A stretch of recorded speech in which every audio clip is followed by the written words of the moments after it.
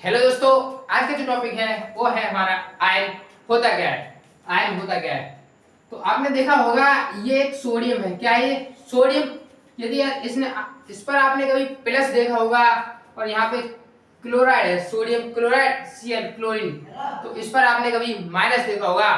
तो ये होता क्या है, इस पर आ गया प्लस और इस पर आ गया माइनस।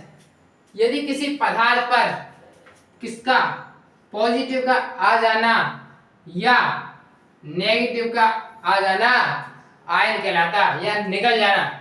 यदि किसी पदार्थ पर पॉजिटिव या नेगेटिव का आ जाना या निकल जाना, क्या कहा मैंने? यदि किसी पदार्थ पर पॉजिटिव या नेगेटिव का आ जाना या निकल जाना, यदि किसी पदार्थ पर पॉजिटिव या नेगेटिव का आ जाना या निकल जाना आयन कहलाता है। क्या कहलाता है? आयन कहलाता है।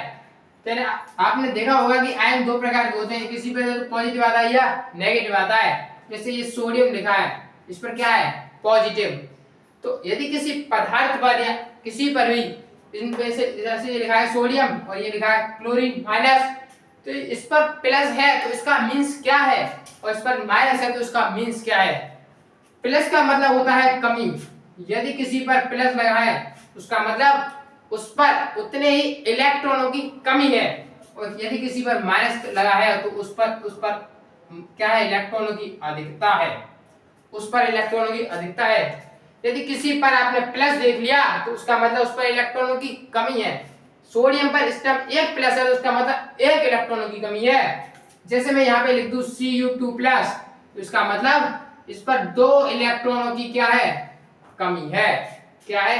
कमी है। यदि मैं लिख दूं Mg2+, इसका मतलब Mg पर प्लस आ गया, कितना प्लस आया? 2 प्लस, तो इसका मतलब मैग्नीशियम पर दो इलेक्ट्रॉनों की कमी है। यदि किसी पर माइनस आ गया, जितना माइनस आएगा तो उस पर उतने इलेक्ट्रॉनों की अधिकता होगी। तो ये किसी पर पॉजिटिव का आ जाना या नेगेटिव का आ जाना या निकल जाना आयन कहलाता है। और पॉजिटिव कब आता है? पॉजिटिव जब आता है जब इलेक्ट्रॉनों की कमी होगी, और नेगेटिव कब आता है? जब इलेक्ट्रॉनों की अधिकता होगी। तो दोस्तों, यदि आपके समझ में आया हो तो वीडियो को लाइक एंड चैनल को सब्सक्राइब करना ना भूलें। धन्यवाद दोस्तों।